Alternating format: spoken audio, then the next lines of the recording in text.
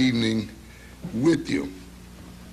I'm going to talk a bit about a number of topics. There are so many things that relative to concerns, but I'll sort of focus it around what I see as a challenge to Afrocentric education, the kind of thing that you're attempting here, what kind of challenges we face.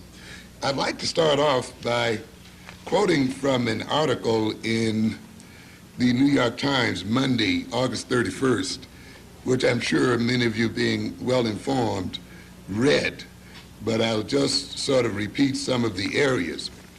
It was entitled, "Black Child's Self-View is Still Low, Study Finds." The repeating of a landmark study shows that feelings of racial inferiority among young black children are as strong now as they were 40 years ago, researchers reported yesterday. But they said black children can be helped to develop greater self-esteem through efforts by teachers, parents, and changes in the way and television. And it goes on to indicate about 2/3, the new studies involved asking children which doll they prefer, a black one preferred, a black one or a white one. About 2/3 of the black children preferred a white doll. Many of you, of course, will recall this is a recapitulation of the famous Kenneth Clark study. And you'll probably recall, either through your reading or in terms of your past experience, that that study was very instrumental in influencing the United States Supreme Court to rule against segregation, the famous 1954 decision. And it's interesting now, of course, and I believe that study was done in around 1948 or somewhere in the late 40s, actually. So it's interesting to see this study being replicated some 40 years later with essentially the same results. And I think when we think about it very deeply, it has some very serious implications. Of course, essentially, the results are stated in the headline, "Black Child's Self-View is Still Low." Dr. Kenneth Clark, Professor Emeritus of Psychology at the City University of New York, who along with his wife, Mamie, conducted the original study, called the findings disturbing. I find that a very interesting statement. What the children are telling us, this is Dr. Clark speaking, is that they see their color as the basis of self-rejection, he said. "We try to hide the damage racism does to black children, but the damage is there and will continue as long as racism continues." I find it very interesting that Dr. Clark, whose study formed the basis to a good extent of the Supreme Court ruling, did not bring into question perhaps the ideology that was also a part of that ruling, and the ideology of assimilationism that was also energizing this kind of activity in the court, and has energized the black community for the last 40 years. There is still no effort, from what I can see and hear, on this part to perhaps question the philosophy that thought that black children's self-esteem and black children's love of themselves could be augmented or increased or enhanced by having white people love them. I have always contended that the effort of organizations like the NAACP and others in integrating black children with white children was not principally educational in nature. It was essentially an effort to get over an inferiority complex. I run into too many black parents when, if you would tell them that you know of a black school that was academically more advanced than any white school they could send their children to, will still refuse to send them there. I've known some black families who would send their children to very top-notch black schools, in the first grades, and so 2 or 3 or 4 grades, because the schools had a reputation for producing very advanced students. And then after 2 or 3 years or so, take them out of the school and transfer them over to a white school, saying, of course, their children had to learn to get along with everybody. And so what was more important than their continuing to learn in an advanced state was that they learned to relate to white folk, and that they learned somehow to relate to other folk. A great myth, by the way, that is prevalent in the black community. I have yet to see the Japanese busing or plane loading their children to the United States in order for them to learn how to overrun the United States in every aspect of technology and politics and otherwise. I have yet to see the Japanese having to busload or plane load their children to the United States so that their children can outscore American white children on IQ tests and have those IQs grow generation after generation, and that's exactly what has happened. To outthink white children scientifically and technologically, and to outthink them economically and otherwise. I didn't see them exporting their children to American white schools to get that done. Yet we had a group of blacks in this country who felt that 2 plus 2 is not 4 in the black community. 2 plus 2 is only 4 in the suburbs somewhere. 2 plus 2 is 4 in Harlem and anywhere else. The idea that you have to export your child out to learn basic knowledge and information and to enhance itself intellectually is a fallacy. It is a veneer for people who are really trying to solve other problems in their personality. A veneer for people who are really wrestling with their sense of inferiority and self-hatred, who will sell then the idea of trying to get rid of that sense of inferiority, powerlessness, and dependency, sell it in the name of better education, when really the game was trying to be accepted by their former slave masters and the people who currently dominate them. The situation went on. The report went on to say, in the United States, 2/3 of the black children preferred white dolls, a response that researchers interpreted as indicating low racial self-esteem. In the Trinidadian study, that is, they went to Trinidad and replicated the study there as well, 85% of light-skinned black children preferred the white doll, and 64% of dark-skinned black children. Further, it states, the new studies also assess whether an intervention might improve the child's racial pride. After testing the children, the psychologist spent half an hour with the children trying to alter their attitudes. For example, they praised the children who had chosen black dolls and ignored those who chose white dolls. And the children who chose the black dolls were asked to say their dolls had traits such as being pretty, nice, and smart. When the children were then asked the same question in the second test, 2/3 of the black children and 2/3 of the white children as well expressed a preference for the black doll. The idea here, this indicates then that this sense of inferiority can, of course, be educated out of children, and that a correct cultural education will remove, to a good extent, this inferiority complex that has been inculcated in black children. It would indicate then if our children and if we as a people have an inferiority complex, it is one that has been deliberately induced. The article further states the study of children in Trinidad found that the black children there showed an even stronger preference for white dolls than was found in the United States. In the study of 257 children in preschools in Trinidad, Sharon McNichol, a clinical and school psychologist at Creedmoor State Hospital in Queens, found that 3/4 of black children there preferred the black dolls. St. Elmo Gopal, Secretary General of the Trinidad and Tobago Teachers Union, said at a news conference at the annual meeting, even in Trinidad, where 85% of the people are black, we have a black government, we have not recovered from 400 years in which blacks knew the white man as boss. A very interesting statement. Of course, it points out in implication the fact that racism is a global phenomenon. And of course, it speaks to the Eurocentric dominance of the globe itself.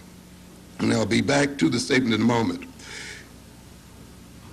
Here we see then, after 40-some years from the Kenneth Clark study, about 33 years after the 1954 Supreme Court decision, that our children, and I would also state our people, are still suffering from an inferiority complex.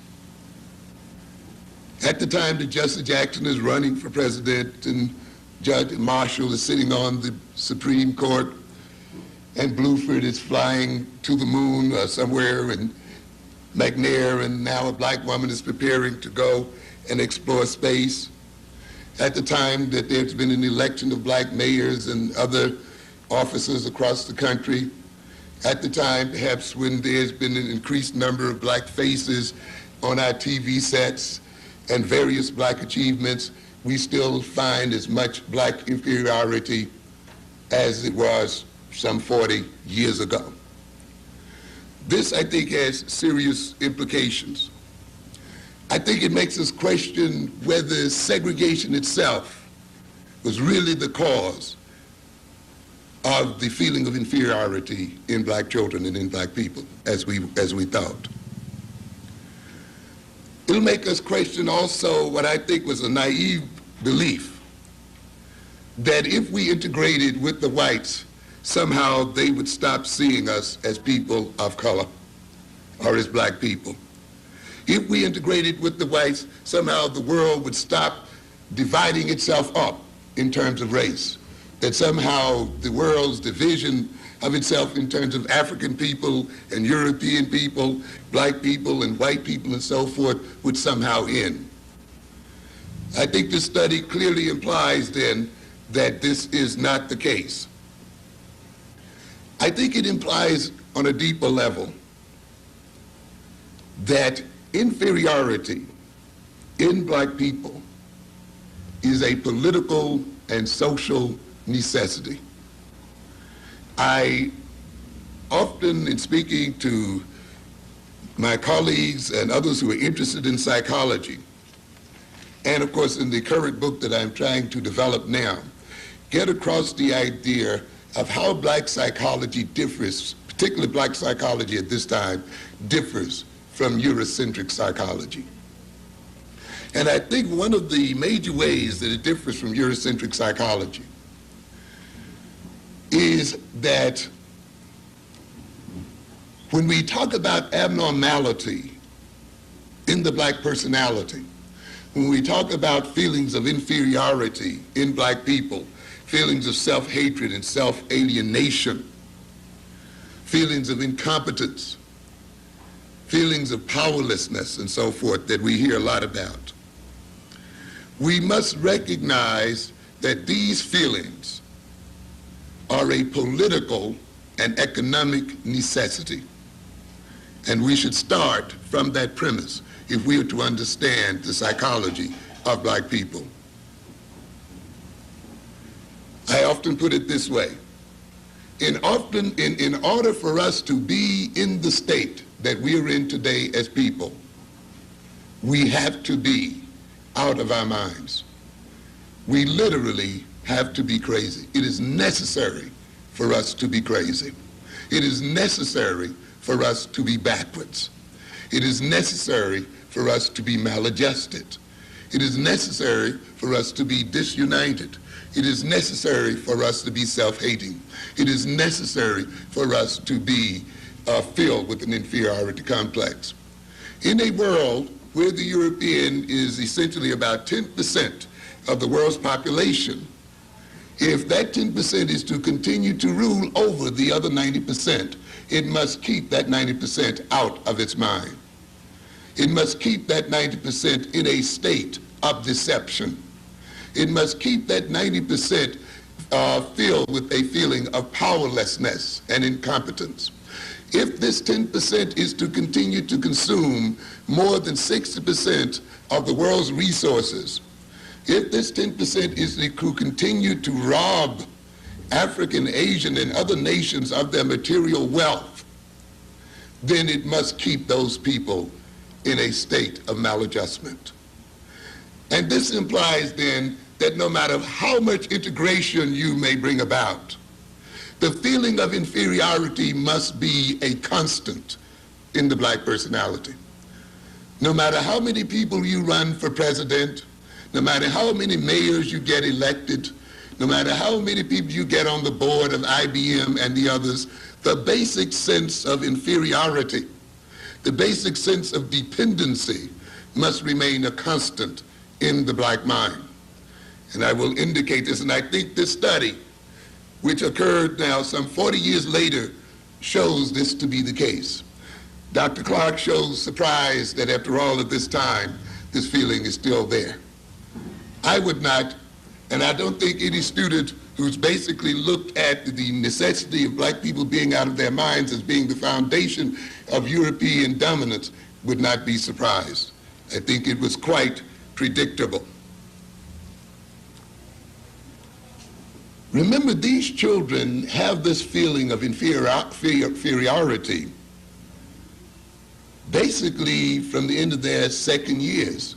You can pick up this sense of inferiority as early as 3.5 years old.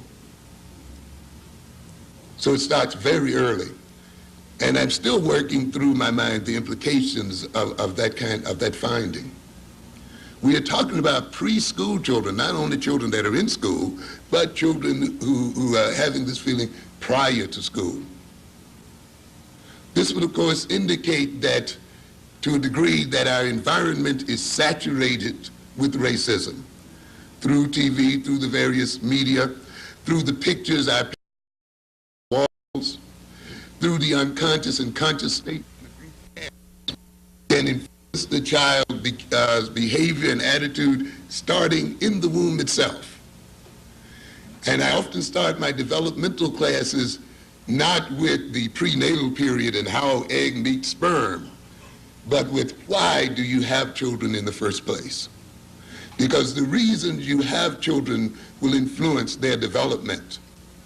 It will influence them from the time they're in your womb until, of course, the day they die upon this earth.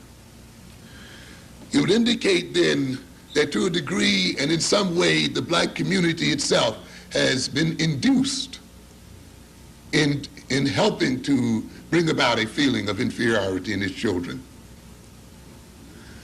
To a good extent, it is not so much the actions of racism that destroy us, the discrimination by white folk and Europeans, the kind of hatred that they express toward us as people that destroys us and gives us an inferiority complex. It is to a good degree how we as people react to these actions. Whether we believe the propaganda or not, whether we believe what the European actually has said. We cannot often control the behavior of other people, but we do have a greater control over how we react to that behavior. And to a good extent, the challenge of an Afrocentric education is to educate us in our tendencies to react. To a good extent, it would mean that the actions of racism apparently have induced some of us to accept racist propaganda and to really believe it, to internalize it. Once we internalize the propaganda, then we become social agents for the racists themselves. And to a good extent, then, the black family, once it internalizes the propaganda of Eurocentric racists, becomes a social agent for the racists and begins to produce the kinds of children that the racists want from the time of conception onward. It becomes instructive, you see, to look at a family not as something that just raises children, but a family to a good extent is the social agent of the society. It produces the kinds of children that the society says it needs and wants. The family looks out at the opportunity structure, at its own social position. It looks out at what it views as the future for its children, for its group, for its nation, and it inculcates those views into its children and rears its children in terms of those views, sometimes consciously and sometimes unconsciously. And in that way, it begins to create the children for the society. In a heavily segregated society, for instance, if your black boy or girl would have said some years ago that they wanted to be president of the United States or that they were going to be president of the United States, how many of us, by being realistic, would have discouraged that view?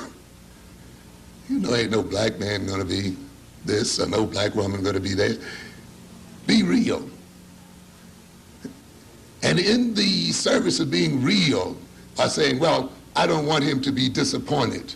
I want to save him from racism and save him from the recognition one day that there are limitations to his aspirations. We quietly steer them toward a trade or a skill. Get this and get a job. So what's happening there? While it may have a realistic basis in a certain sort of way, you are also at the same time, though, creating the child's aspirations. You're also creating the child's motivations. You're creating the child's view of itself in line with the way the society is structured. A true Afrocentric family not only relates to its children in terms of reality, but it relates to its children in terms of idealism. It relates in the sense that there is a world that it as an African family and we as an African people want to bring about. While the black man may not be president of the United States, it does not mean that he cannot rule the world. The true Afrocentric family then not only raises its children in terms of the so-called social realities, because it recognizes that social realities are things that men create themselves. And therefore it raises children to create a reality suitable to the advancement and development of black people. But an unconscious black family, an unconscious people, a people who fallen victim to racism, a people who fallen victim to a sense of inferiority, then will produce the kind of inferior children that the white society needs to continue its dominance in the world. And in this way, then, the black family and the black community and black leadership becomes allied with the dominant group and with the Eurocentric group. It is this kind of thing that we must come to become conscious of and to defeat consciously. I'm going to give you a little taste of what I'm writing about in my current book. I want to indicate that black maladjustment is not just a suffering in the soul of black people. It's not just a feeling of inferiority in which over which the individual has to get. It's not just a feeling of alienation that you get over by going to a therapist, that you get over by attending various therapeutic sessions. Black maladjustment is functionally necessary for the world as it is currently constituted. Black maladjustment is a political factor, and I often try to get across to people the understanding that when we go to these universities and these schools, one of the greatest deceptions that's run upon us is the idea that the things that we are taught in these schools are non-political, that they are neutral, that they are somehow universal. And of course, the whites run a beautiful game on us when they, for instance, name their courses without putting their ethnicity in front of them. They don't say white psychology, white education, white economics, white physics, white chemistry, you know. And we often naively then assume because they're called economics, psychology, anthropology, that means we are in a course that has general and universal meanings. And we are made to think that we are odd when we call a course Black Studies, that there's something wrong with it. But every course in the American college and university and in the American educational establishment is a course in white studies, ladies and gentlemen. And every course in every discipline is designed for essentially the same thing, to maintain white dominance. We must be very conscious of that, and we must recognize that a major part of the education of our children and of ourselves is the fact that we have to politicize the courses that we're taking, even science, even physics and chemistry. So a lot of people think, well, you know, we're talking about atoms and molecules and this and that, and they have no ethnicity and they have no politics. In a fundamental way, you may be right, but on another level, there's a problem with that. Science, scientific thinking, and technological development does not just develop in the head of some genius. It's not the result of some scientific genius who happened to strike upon some major discovery. Scientific discovery and technological development take place within a political social structure. You have to have a political system, a system of social relations, an economic system in order that science and technology develop and flourish. They do not flourish in a vacuum. Therefore, it is not enough just to teach your children physics and chemistry.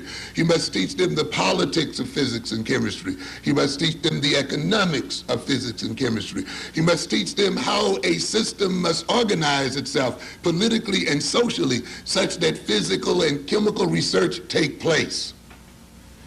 It is not enough for us to educate African boys and girls in science and technology so that African can catch up with the Europeans. You will never catch up with the European just by knowing science and technology.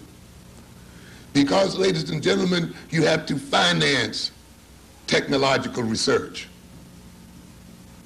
You have to pay scientists to do research. People just don't do research for nothing. If you run the latest physics experiment, you would have to produce a cyclotron with a circumference of some 20 or 30 miles around that costs billions of dollars. And if you're then talking about catching up with the European scientifically, then you must catch up with the European and surpass him, what? Economically. If your children are to work for you and give their scientific genius to the advancement of black people, then we as black people must give them an economic, social, and political foundation in which their gifts can be realized and handed over to us as a people. And therefore, merely to teach chemistry and physics as some neutral subject, as some body of knowledge unrelated to everything else going on into the world, is to be miseducated. That is one of the reasons why we have a country filled, as black people, with chemists, with engineers, machinists, and yet we don't seem to be able to export one gun to South Africa. We don't seem to be able to make one bomb. We have generals and sergeants and Green Berets and Rangers and all of the rest, and yet we are unable to train one guerrilla or anything else to fight for their liberation in this world because there's a lack of social organization. It is not enough just to have knowledge. It is not enough just to have money. Money and knowledge must be organized in order to be effective. And knowledge, in order to flourish and be actualized in some concrete advancement for people, must be based ultimately on social relations between those people. So there must be a social structure. And while your children are learning science and mathematics, they must learn to love themselves and to love one another. and to cooperate one with the other, or else they'll have an Afrocentric mind, but they will still have to go down to IBM and Xerox and do their work. And ultimately then, they will still be racked by a sense of inferiority and dependency. So we must keep that in mind. Let me quickly state here then that the sense of inferiority in black people and the other problems we talk about will not be removed by assimilation. They will not be removed by integration. They will not be removed by Jesse Jackson being elected president of the United States. They will not be removed by the election of other black politicians. And that doesn't say that Jesse Jackson shouldn't be elected, and it doesn't say that other politicians should not be elected. I'm saying, though, we cannot look at those things as being the sole basis for removing and solving the kinds of problems that we have. Because maladjustment is not merely a malady of the individual personality. Maladjustment is functional for a system. That system sometimes can be a family. Do you know sometimes a family is held together by a sick person? It is a scapegoat, a quote-unquote black sheep around which the family defines itself. Sometimes a husband and wife keep a relationship because one of them is sick. And when one goes to the psychiatrist somewhere and try to get better, decide that they're going to change their life, the relationship breaks up. And often families will subtly pull a member back into alcoholism and other kinds of problems as a way of maintaining itself, even though it may be claiming aloud that it's really concerned with getting the person well. Because often the sickness of one individual works to the advantage of another one.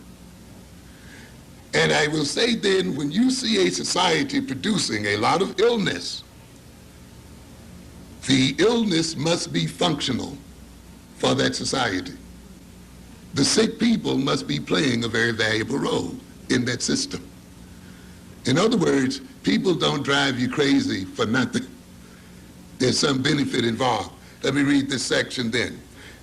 The question that often goes unasked or unanswered from a general theoretical point of view is one that's asked, what familial societal role is played by the maladjusted personality? Why are we sick, and why do we have the inferiority complex that we have as people? If the maladjusted personality is created and maintained by a social system, whether that system be dyadic, that is a system where there's a relationship between two people, familial or society, then it is reasonable to assume that such a personality, that is the maladjusted personality, is created and maintained because it is needed, because it is essential to the functioning of that system or some segment of that system. The maladjusted personality is created and maintained in service to another. I've often said, of course, one of the problems we have as people is that we are a created people. We are a creation of the Eurocentric Dr. Frankenstein, and we have been created to serve the purpose of Europeans. One of the major goals of an Afrocentric education and of Afrocentric development is that we become self-developed, that we determine what our personality traits will be, that we determine our destiny and our direction, and not be determined by our reactionary relationship to some other people. Often a maladjusted personality is created and maintained in service to parental and familial self-image, to societal, economic, political values and goals. If the maladjusted personality is a defensive and avoidant one, and such defensive and avoidant tendencies are deemed neurotic, then they are created to defend the individual against neurotic demands and to protect it, to help him avoid a reality that is painful. However, that doesn't mean that the individual is not engaged also in serving the society. Often we look at a neurotic person as a defensive personality, as a personality that is avoidant. It seeks to avoid certain responsibilities and certain reactions and certain realities. We must also see, though, that personality, in defending itself, in avoiding certain realities, actually serves another group or another person. I was doing a lecture here on self-hatred. And in the very first lecture, I dealt with the image of the blonde, blue-eyed Jesus. And I made the statement that you had to beware of a church such that when you walk into it, the first thing you see is a blonde, blue-eyed Jesus back behind the altar. That church is lying to you, and that church is going to have send you to hell.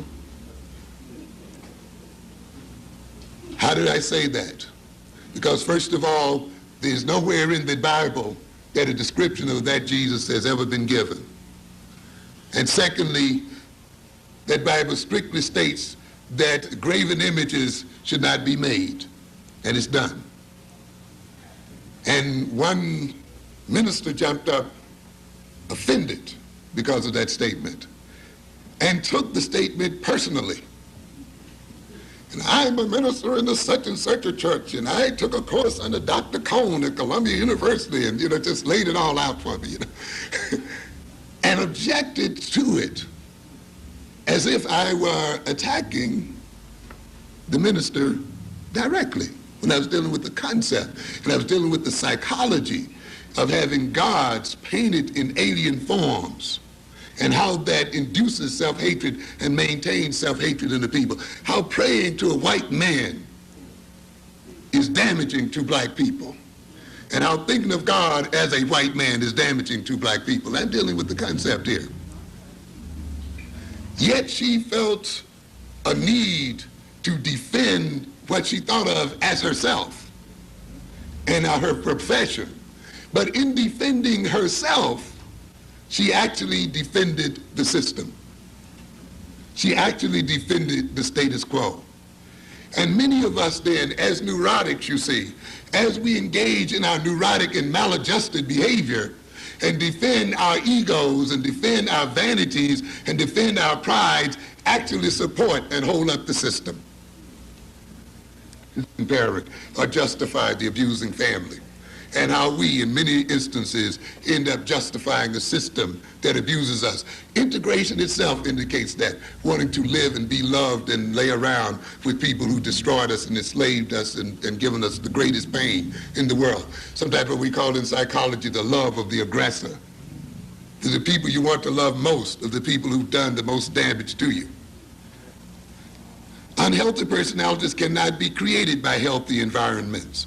Since the unhealth of an individual or group can result in the relative health, wealth, security, and power and sense of identity of another individual or group, then it serves the interests of the latter group. In other words, the unhealth of the black community serves the health and wealth of the white community.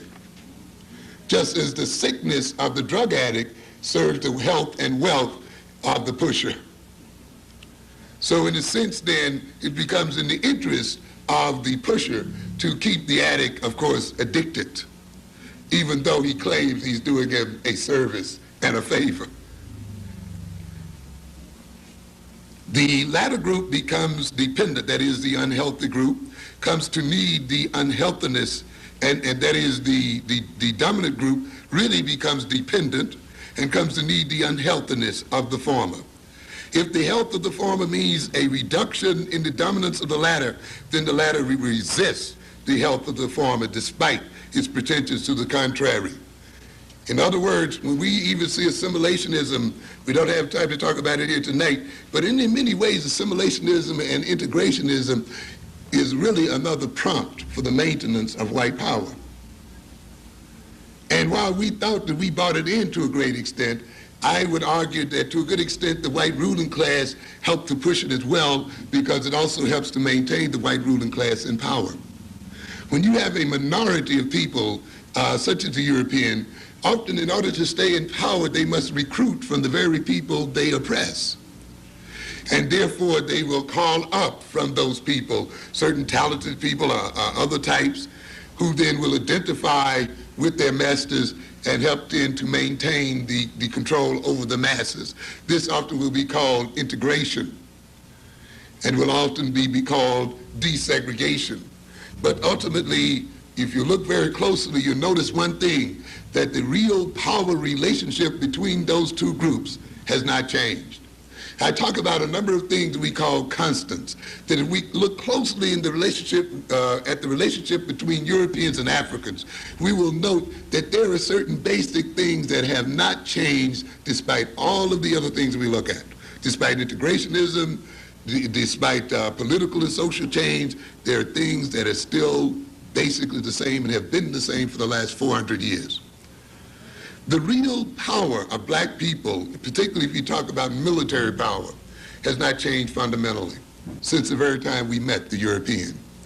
You may find African countries now with jet planes and tanks that they've bought from Europeans, by the way, and still have yet to make. And you may think then that the Africans have entered into a modern era in warfare and so forth. But I would dare say that there's not a single African country that could really protect the interests of black people against European power, particularly as that power moves out into space and can rain down on the African continent bombs and laser weapons and other weapons of various types.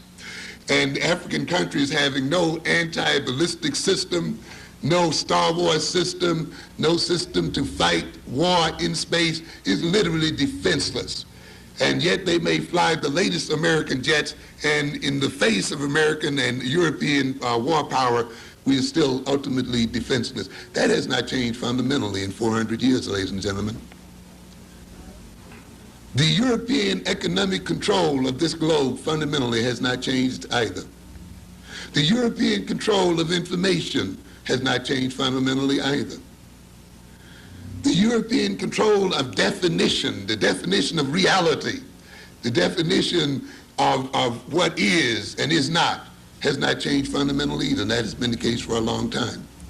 The European tendency to degrade things African has not changed as well.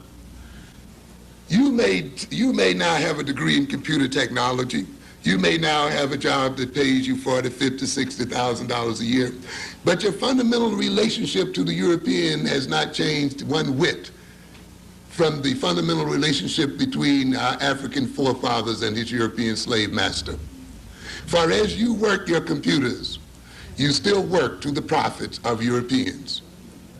And so the fact that we've moved into the executive offices does not mean we've moved into power. Does not mean that the fundamental power relationship between Europeans and Africans have changed one bit. As a matter of fact, the moving of blacks into the executive offices is an effort to maintain that power and to obscure that power behind a form of neocolonialism. I don't think it is an accident that the desegregation movement and the assimilationist movement in America parallel the neo-colonial movement in Africa. As I often tell my classes, you as black students are now being educated to put a black face on white power and to help deceive your people into thinking because you got a job, we have moved forward as a people. Let's then just take a quick look at the functions of maladjustment and why you cannot get blacks, why it is important that blacks never get out of their sickness. You ever wondered why the more social workers you produce, the crazier people get? The more psychologists you produce, the crazier people get? Have you ever wondered about that? I lost a job challenging whites about that. Why you, as a white man, whom these crazy people have permitted to be chairman of the department of predominantly Hispanic and black college, why do you as a white man continue to try to bring these psychologists in here when you know that this psychology is not doing the black and Hispanic community one whit of good? He could not disagree with that. How do you pretend to judge the qualifications of black people for teaching other black people and Hispanic teachers and Hispanic students. When you admit every day in the New York educational system that you don't know how to educate black children. We have a group of people who lament about their inability to educate black children, how black children are so-called uncontrollable and ineducable and all of that, and yet they want to sit on a board and determine who is qualified and not qualified. We have this insult downtown where these white dogs are going to try to determine who should be the chancellor of New York City schools, and yet have admitted that they cannot educate black children. And we'll sit there and let them try to lay the foundations and tell us what the credentials of an educator is supposed to be. How do you qualify to tell us what the credentials of an educator is supposed to do? You have not demonstrated that you are capable of educating black people, but yet there are a lot of us who want to sit back and talk about standards and degrees and all this other nonsense that the people who clearly admitted that they failed have laid upon us.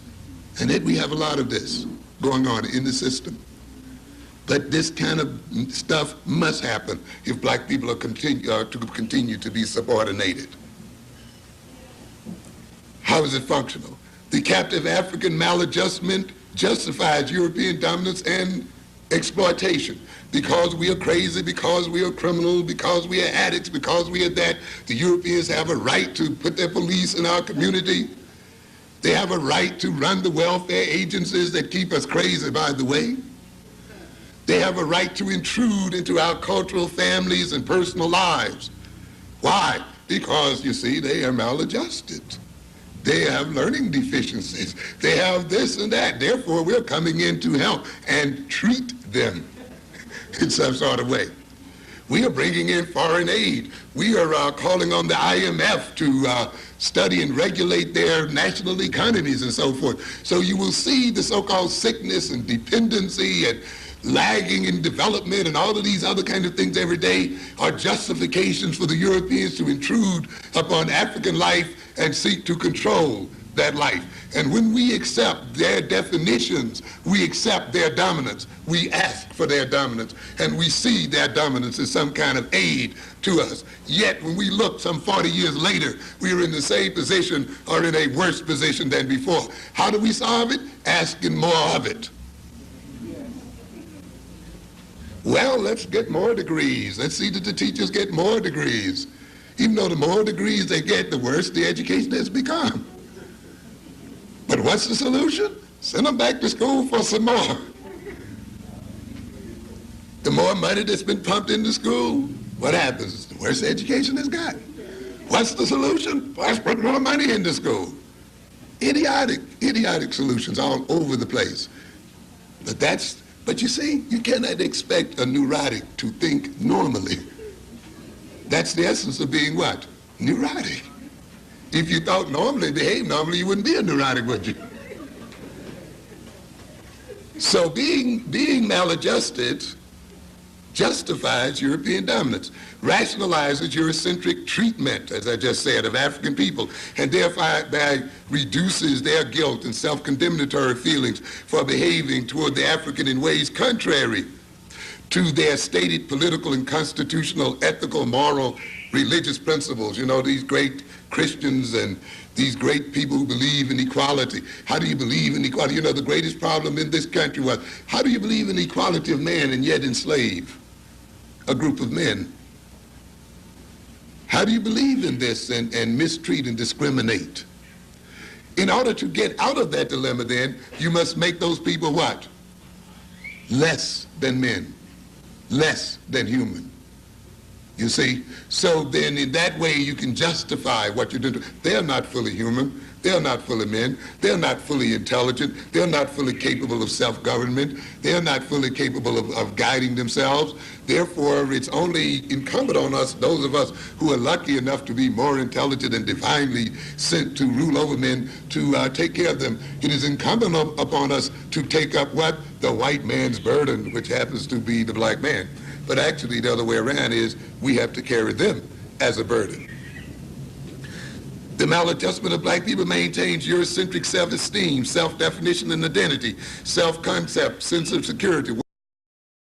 and control, since the captive African's debilitated state, debased and degraded nature will not permit him to successfully overcome such dominance.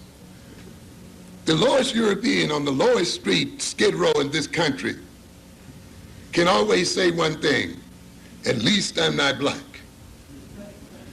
He defines himself, and his self-esteem still rests upon the ultimate degradation of black people. So no matter how low and evil he sinks, he still has a superiority attitude toward black people. And therefore the degradation of black people and maintaining black people in that state is important to the European sense of self-esteem and self-identity. The European more or less defines himself in contrast to the African person. Many of you have run into Europeans, and when you came to be what they did not expect to be, you've seen them unravel before your very eyes. When they could not play their accustomed role of dominance and mastery, you've seen them become unglued and unable to function, to become confused. It means then that our submission and subordination and degradation keeps them together. And therefore it is necessary for them to maintain this degraded state in black people in order to maintain their sense of self as a people. And by maintaining us in this debased state and degraded state, they therefore maintain their security, because as long as we think neurotically and maladjustedly, then we will not be able to think in a way that will ultimately defeat them as a people and ultimately destroy them as a people. And remember, we're talking about people who are a minority in the world, and yet who must protect their interest. Black maladjustment induces the captive African to engage in self-defeating behavior, which relieves the Eurocentric establishment of having to impose direct militaristic oppression and to blame the victim for his own predicament. We get plenty of that, of course. In other words, when you get the black maladjusted to a certain degree, he will defeat himself. Well, look, I put libraries in your community, you just don't like to read. We have schools here, you just like to drop out for some reason. The knowledge is available to you, you just don't like it for some reason or other. It's a very slick system because it permits then the European to pretend that they are liberal and open and so forth, and yet at the same time maintain themselves. And of course, I often talk about this, the European talks about freedom of speech. But we are only free to speak when our audience does not hear us. We are only free to speak when our audience is not interested. We are only free to speak when the audience really does not listen.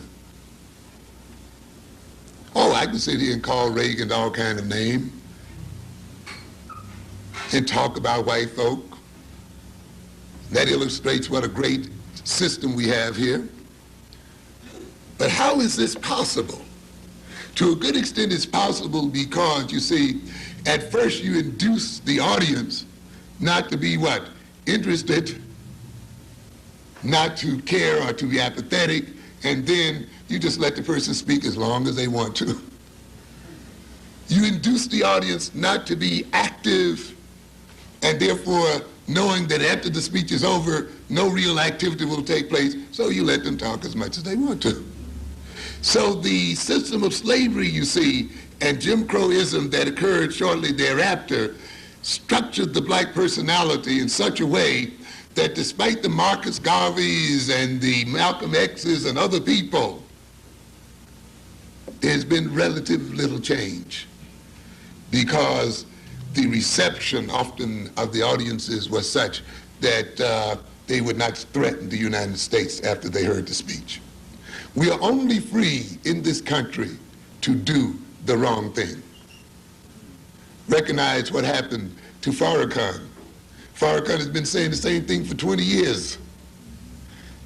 But to a good extent, when the whites actually thought that black people might really be listening to Farrakhan, might really act upon what Farrakhan was saying, he can't now get into Javits Center Now he's having a hard time finding a place to speak and a platform to speak to black people. Is this the country of free speech, ladies and gentlemen?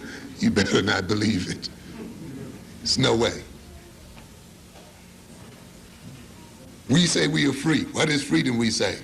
Freedom to do what we want to do. But stop a minute and think. What makes you want to do what you want to do? And you might come to realize then that our very wants and our very desires have been what? Induced. So that the things we really want and the things we really desire are those things that maintain the system and are those things that destroy us as a people. But yet we object to anyone speaking about it because we see our indulging in them as some expression of our what? Freedom. Yet in this system, when you so-called let a people free, and yet you must maintain them in subordination, they must then, with their freedom of choice, always choose what? The wrong thing. But you give them a foolish pride into thinking that since they have choice, they are therefore free. A very slick system. It induces the captive African to behave in such a way such that he will economically and otherwise and apparently of his own accord support the European establishment to the detriment of his own without being conscious of his doing so. Why should a black person be made to feel ugly? What is the function of associating blackness and ugliness, blackness and uncleanliness, blackness and unlovableness, of being unlovable? Is it just purely a racist attitude of some evil people? What do you do when you feel ugly or unkempt? But you do something else beside that. You go out and you buy yourself a new and spend a lot of money. But what's happening here? Who do you spend it with? Who gets the buck of the money that's spent? In other words, the African feeling ugly and unclean in his attempt to compensate for that feeling of ugliness and uncleanliness goes to the very person who made him feel that way in the beginning and purchases and buys from that person and therefore maintains the very individual to destroy their self-image to start with. Do you think then an economic system that depends upon a bunch of people trying to compensate for feelings of inferiority by buying brand names? I don't know where brands, you know. By buying names of other people on their clothing? Do you think that system is ever really going to let you out of that feeling of ugliness? It can't. It's economically dependent upon that feeling, ladies and gentlemen. If we were made to feel naturally beautiful, don't you know we would destroy the cosmetics and industry? So we must feel naturally that nature itself has not made us beautiful, so that we must compensate for it. And therefore we can see then that the inducement of inferiority in black people, the inducement of a feeling of ugliness, the inducement of these various negative feelings must stay in black people, so that in trying to compensate for these feelings, black people will economically, politically, and otherwise support the very people that induced them. You see, the alienation of black people is economically functional. It's just not a feeling you have in your mind. The fact that you may wrestle with your own self-estrangement, separation from yourself, is not just a feeling you're having within yourself. It is a politically functional feeling. It is induced for political purposes. What does it mean to be alienated? To be alienated does not only mean that one suffers a split within the personality, that one feels estranged from himself, that one does not know himself, Certainly that's an aspect of alienation, and this is the way it's talked about in the psychology books, you see. And when you read all of this psychology, you think you're really getting heavy, you see, and the Eurocentrics teach it to you very directly, and you feel very profound when you talk about the great dynamics of the head and ego struggling with one another. Why do you alienate a person? We are alienated so that we can serve aliens. That is the function of alienation. Alienation means to be determined by forces outside oneself, other than oneself, to the enhancement of those aliens. When Marx talks about alienation, then, do not just cue in on the alienation that the worker feels. Recognize that the worker has to be alienated in order to serve the owner of the means of production. That's its ultimate function. You will recognize, then, an alienated people can only spend money with aliens. They can only support aliens. They can sit here and support these Koreans and these Arabs and these Indians and everybody else but a black person. They can support everybody's families but their own. They can give jobs to these people's uncles and aunts and sisters and brothers and children, but they cannot give jobs to their own children. They can feel good when they give all of their money to Bloomingdale's and these other places, but they feel cheated every time they trade with the black person. You have to be alienated for that reason. That's why we alienate. And do you think the white man intends to turn that feeling of alienation loose in your heart? You are dead wrong. No matter how often you go into a boardroom, no matter how high you move up into the white hierarchy, because alienation is functional for white power and functional for white economic, social, and political dominance. And yet I see somebody expressing surprise after 40 years that black children still have a sense of inferiority, because you don't know your black psychology, and because you studied them from a Eurocentric psychological point of view, and because you saw your goal as not removing the white man from power, but of sleeping with them in these beds, and not questioning the evilness of his system, but of wanting to share in it. We never had a national debate. Who gave the NAACP the permission to go out to court and talk for black people in terms of equality? Equality with whom? We should have debated that. That's a moral issue. Equality with the slave master? Equality with exploiters? Equality with people who, every time they stepped on a continent, destroyed and degraded the people that they dealt with? Is this what we want, a sharing of the spoils? Or is it that we want a whole different world than what these people have bought on this earth today? But we were diverted from asking that fundamental question. We were made to think simply because we were getting paid less than white folk, our problem would be solved merely by getting equal pay. But the problem is much deeper than that, ladies and gentlemen.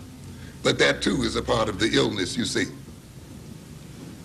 So then the maladjustment is used and is induced in the African to engage in self-destructive behavior so that he may annihilate himself, or that his demise can be permitted or enacted without triggering Eurocentric guilt and without costly resistance. It was induced to permit the European to perceive himself as naturally superior, to protect the European from genetic annihilation. And while I'm on that subject, let me just mention one quick thing here about genetic annihilation. Some of you saw this, I'm sure. U.S. News and World Report, June 22nd, 1987. What does it say here? Are we having enough babies? You know whose question that could be. Of course, this is a piece done by Ben Wattenberg. Some of you might have seen him at various places, and he's doing a very interesting thing now. He wrote a book called The Birth Dearth, indicating, of course, that not enough white people are being produced in the world. And so he starts here, what's happening today has never happened before. It will dramatically change the U.S. and the world in which we live. Over the years, I've heard businessmen, diplomats, government planners, and parents all begging for the same thing. No surprises, please. This book, a speculation about the future based on current trends, is an attempt to deal with that plaint. Forewarned is forearmed.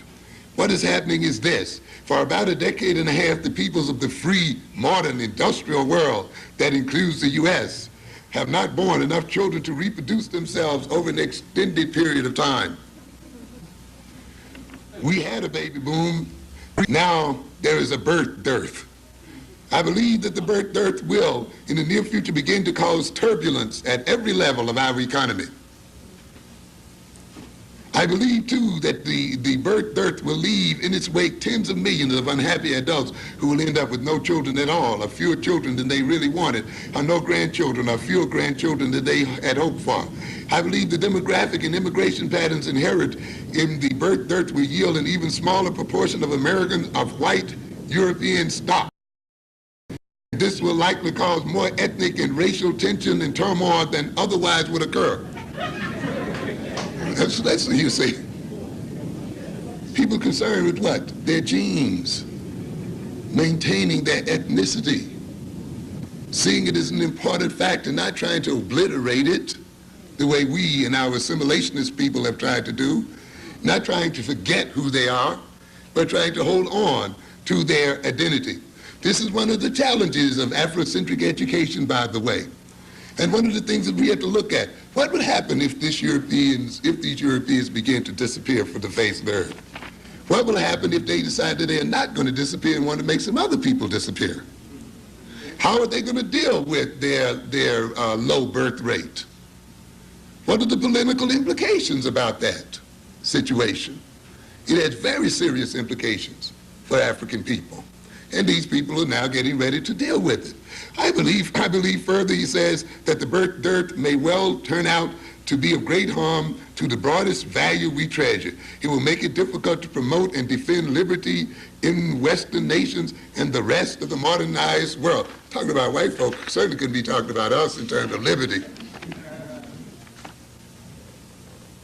Primacy and prosperity. And he's talking about here, we live in a community of free and modern nations banded together in a loose but real alliance. These nations like to argue. They argue about strategic defense, about who will buy cars from whom, and about whose wine shall be subject to what countervailing duties. But beneath the bickering, something remarkable has happened during the last four decades. This community of free modern nations has shaped and molded the nature of the entire world, a direct admission of their role in the world, you see. We've shaped and what? Created the world. Now that is being what? Threatened. And what are we going to do about maintaining it? You think that these people are going to let you free? You've got another thought coming. Economically, technologically, culturally, geopolitically, and in many ways militarily as well. In other words, we've shaped it militarily as well. It's interesting sometimes when I see the Europeans talk about their boys being killed, and of course I was being killed along with them. They talk about gets being robbed, and others being robbed. But remember one thing, if you're being held up out there in the streets by knife or gun, it's a gun you've sold to them. And if black boys and white boys are being killed in Southeast Asia, 9 times out of 10 they are killed by weapons sold to the very people that are killing them. Ye that what lives by the sword shall what? Die by it. You think you can go around the world selling billions and millions of dollars of jet planes and weapons and not yourself ultimately be victimized by the very things you sell? These sellers of death will ultimately be the main victims of their own tools of death. By 1950, when this Western moment was in its early days, the population of the free modern world comprised about 22% of the global population. That's amazing even at that, isn't it? That 22% of the population could have control over another, 88%. Today we are 15%. By the year 2030, we will be 9%. A reasonable extrapolation to the end of the next century brings the Western proportion down to about what? 5%. But we still want to be in control. A question arises, will our values continue to dominate in a world where our population shrinks to 9%, shrinks to 5%, even lower? And he goes on to talk about population and power. Can you see again, let's look up, I hope I'm not holding you up too long, I'll be through shortly. I just want to make a few other quotes from this. What happens when the West is less than 10% of the world, less than 5%? Do mere numbers of people equate with power and influence? Consider first the military situation. There are populous nations that are not big powers, China and India, but only populous nations can become big powers. The United States and the Soviet Union. The advantage of a large labor force and economies of scale are of vast importance. Brute economic production is one critical aspect of national strength and security. Larger populations can build more easily the infrastructure that supports national defense. And attaining technological leadership requires a large critical mass of scientists. Can we begin to see now why you cannot produce a large number of black engineers and technological people? Why the African world must remain ununited and disunited? Because these people recognize quite clearly that the uniting of African people, the social organization of African people, the social and economic networking of African people spells the end of European power and dominance. It's stated right here that, do you ever think, and I know it must amaze you at times, of the influence that Jewish people have in the world. I read with great dismay here about 2 weeks ago the demands that they were laying on the Pope, you know, and how they had the Pope going. It's an interesting situation. And yet you think about it, there are only about, 15 million of them in the world? Maybe even less. And yet, you know, there's a major Jewish political organization in Washington that literally vetoes everything that the United States government does.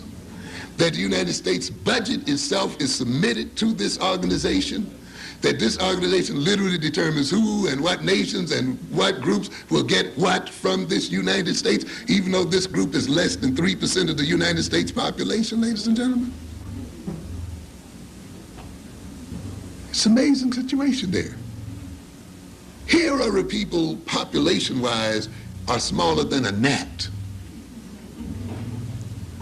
When you compare them with something like, 400 million or more African people, or more than 500 million Indian people, more than about 1 billion Chinese, and you can name one major population after another, and yet these billions somehow are unable to control their circumstances, and a tiny little group is able to literally manipulate this country and influence what goes on in the world. Reminds me of something some of you read today in today's New York Times. You heard about Mr. Le Pen over there in France, running for office, very famous because he wants to run the Africans and the Asians out of France. Wasn't doing too bad either. Jean-Marie Le Pen, France's leading far-right politician and candidate for the French presidency, has caused an uproar with the statement that the Nazi gas chambers were a minor point of history. No problem until he mentioned that. Several political figures said that they would even vote to lift Mr. Le Pen's parliamentary immunity so that a defamation lawsuit could be brought against him. Political analysts and politicians said this was the first major slip, note that is first major slip now, by Mr. Le Pen, whose political campaign focuses on reducing the number of Africans, African Asians, and Arab immigrants to keep France French. So that wasn't his first major slip. It was only when he related to the Jews that he really made it, and that really cooked his goose. As long as he inveighed against Africans and others, as long as he talked about keeping them out and denying them, no problem. As a matter of fact, he was ascending in French politics. As long as he wanted to keep French, all of France, French, and all of that, no problem, no major issue. I mean, no major slip. But as soon as he said this business about the gas chambers and how Jews were executed might be a minor point in history, he was in serious trouble. This is the first major mistake Mr. Le Pen is committed, because these ideas that everyone thought, these are the ideas that everyone thought were dead. Political analysts also said Mr. Le Pen's remarks would probably make it harder for Mr. Chirac's coalition to agree to cooperate with Mr. Le Pen to help defeat the Socialist Party in next year's election. In other words, you see, you can help determine the shape of our government as long as you stay off the large majorities in the world. And just stay off of the what? The minority, the true minority in the world. As long as you can defame black people and African people, you can help determine the shape of the European government, of the French government. But as soon as you then talk about a very small minority in the world, you have made a major, major misstep, and you will pay for it. A very interesting kind of situation there. However, despite all of this, they ultimately recognize that if large populations were truly to unite and were truly to develop a national consciousness, were truly to approach the world in terms of cultural and nationalistic interests, they recognize ultimately then the power would have to shift.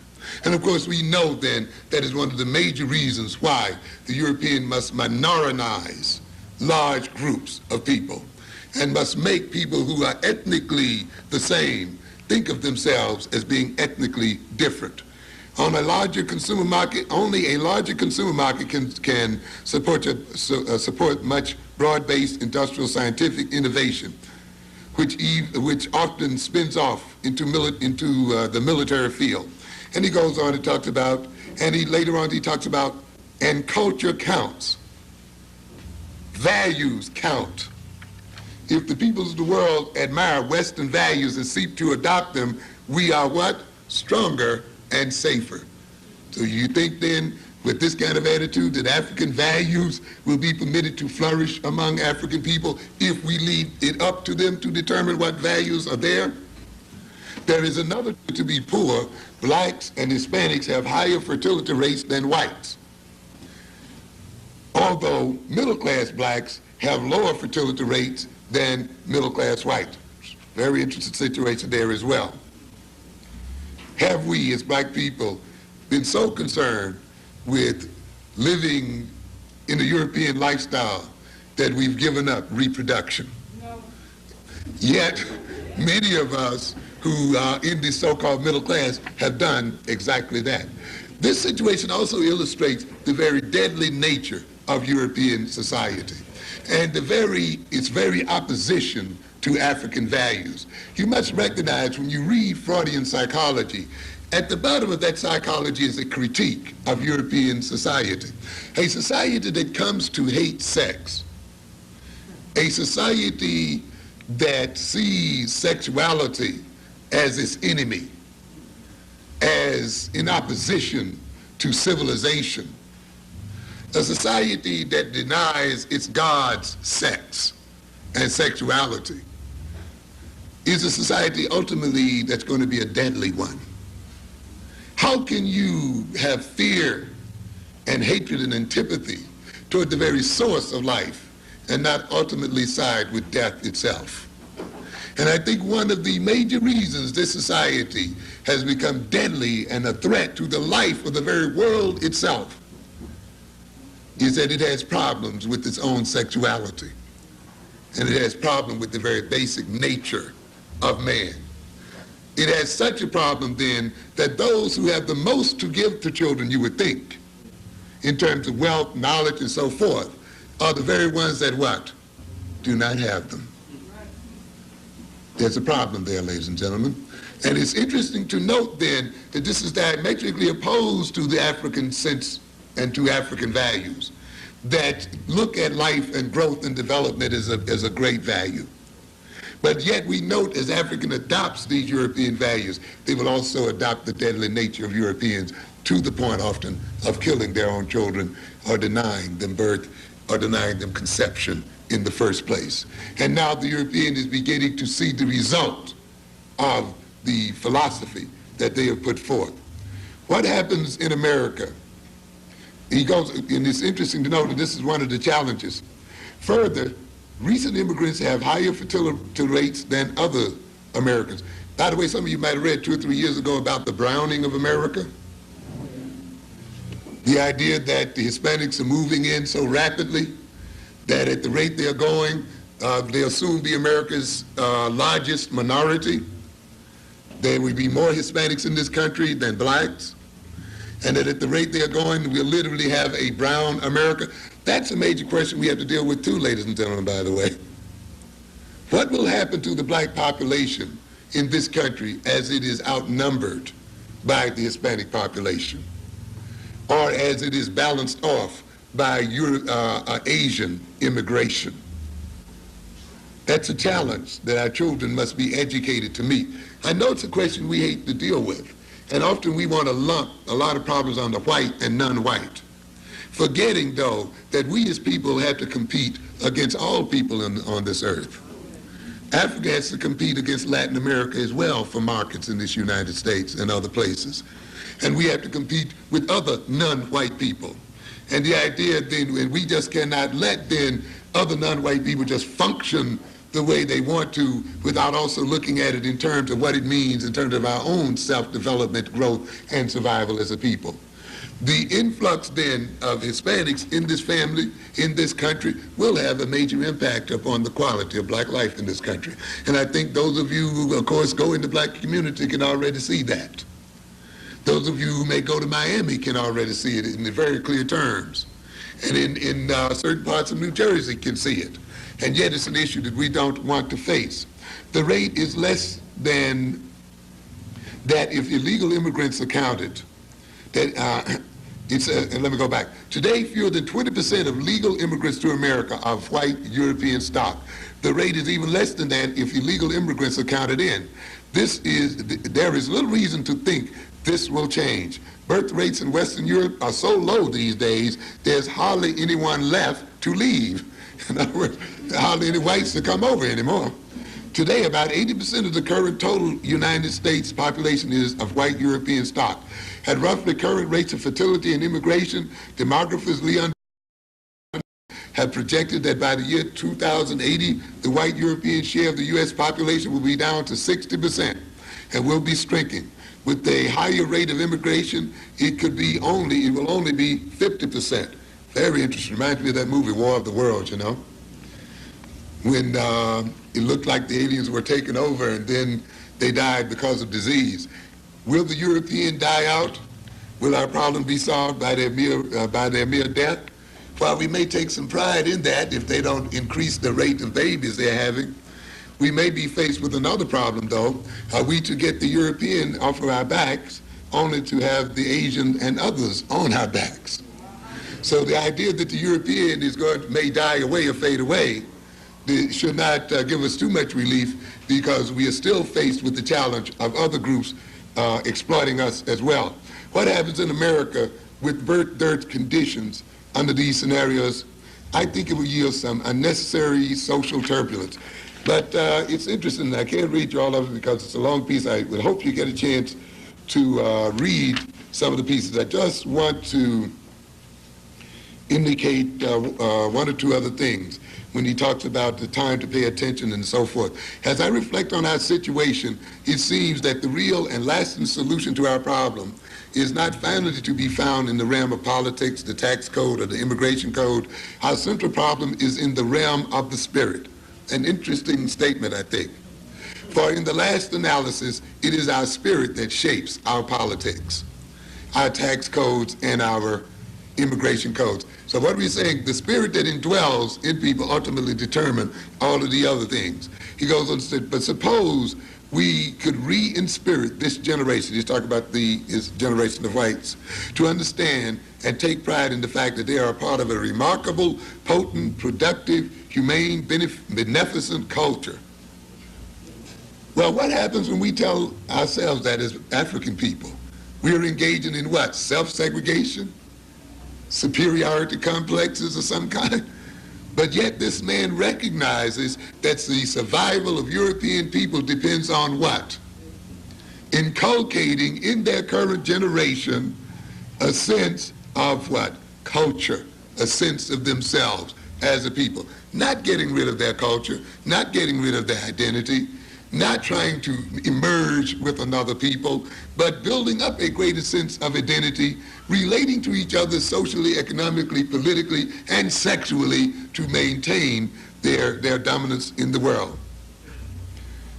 For in the last analysis, it is our spirit that shapes our politics, as he goes on to say. So suppose our young people came to know in the marrow of their bones that the West is, as Lincoln said, the last best hope of mankind. These deadly people, these people who threaten every bit of life on earth, these enslavers, these exploiters, still dare to see themselves as what? The last best hope of mankind. Very interesting statement. It shows, though, that whites must not only indulge in the deception of African people, but they must indulge what? In their own self-deception. The last hope of mankind, the last best hope of mankind. Suppose it was explained that only they can preserve it. They, who threaten to destroy it, can preserve it, and that there is something real to fear if they don't. If such a spiritual rekindling actually takes place among our young people, it might rejuvenate, even save, a civilization that has been a long time in building, one of the shortest lived civilizations that ever existed on this earth. And yet, in that shortest period of time, has done more to destroy man than any other civilization that had ever existed. You talk about an Egyptian civilization that lasts thousands of years, and yet this civilization within a space of 200 or 300 years has killed and destroyed and raped and robbed more than all of the previous civilizations put together. And yet it dares to see itself as the last great hope of mankind. After all, it's not such a big deal. All it involves is having another baby. Is that right? I must wrap it up here. I like the concept of spirit. One of the things I talk about in my current book is the concept of spirit possession.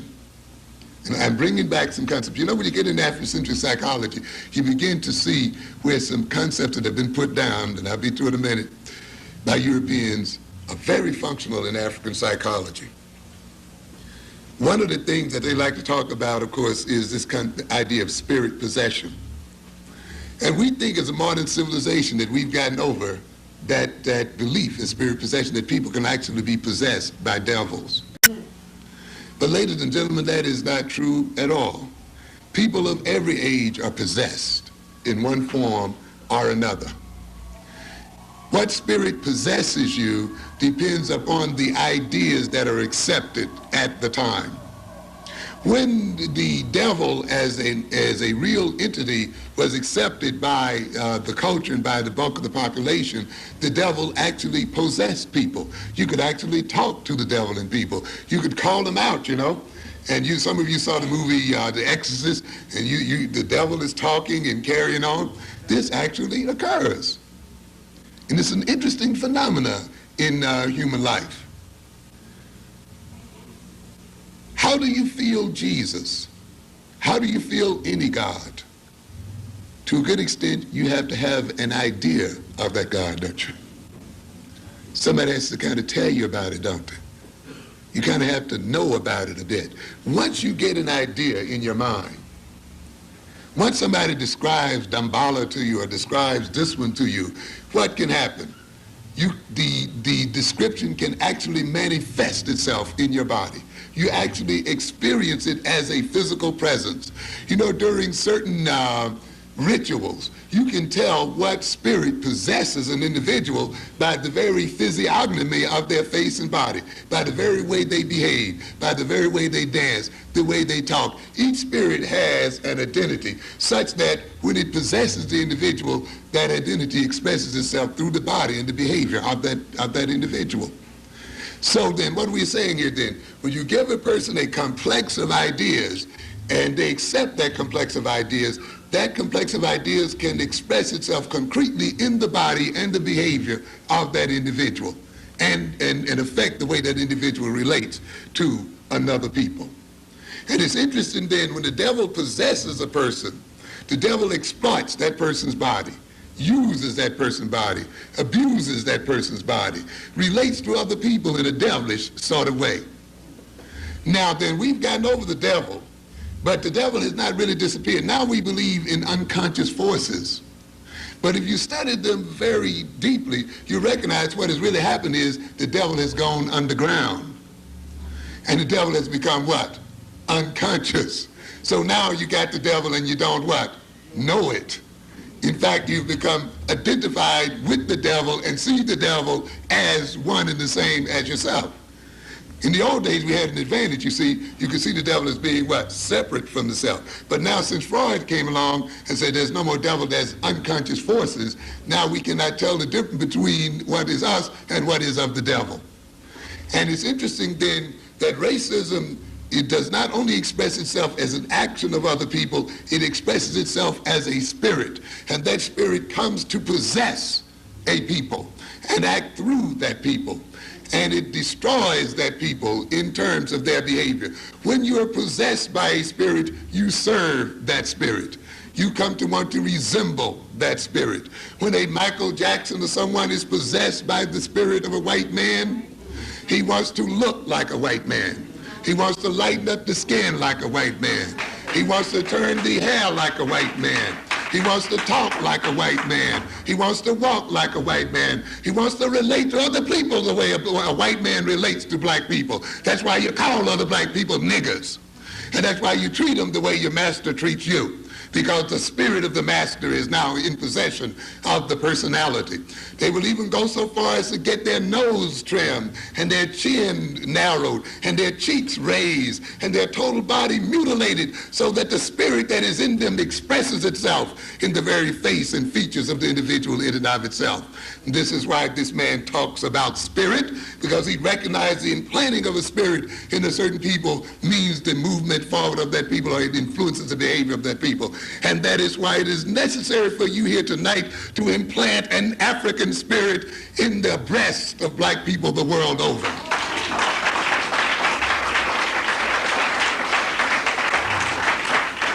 And once we are filled with that spirit, there is no room to be possessed by another spirit. And it means then that we advance the interests of our civilization. The European spirit can only possess an empty African personality. Nature abhors a vacuum. And as the African personality is swept out of us and sucked out of us, the European spirit is sucked in. And we serve then the spirit of the European. So that the ultimate challenge of Afrocentric education is to instill the spirit of African people. And